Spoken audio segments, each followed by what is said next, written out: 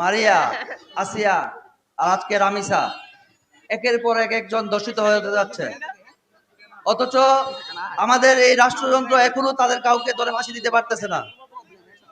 আমরা আর কিছু দেখতে চাই না, সবকিছু প্রমাণিত হয়ে গেছে, দর্শক নিজে স্বীকার করেছে।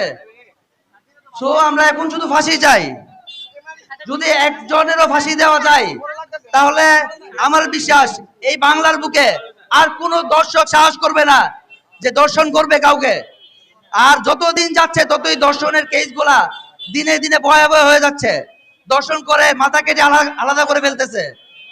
সো আমরা সবাই একসাথে বলি ফাঁসি ফাঁসি ফাঁসি চাই, দর্শকের ফাঁসি চাই, ফাঁসি ফাঁসি ফাঁসি চাই, দর্শকের ফাঁসি চাই, ফাঁসি ফাঁসি ফাঁসি চাই, ফাঁসি ফাঁসি ফাঁসি চাই।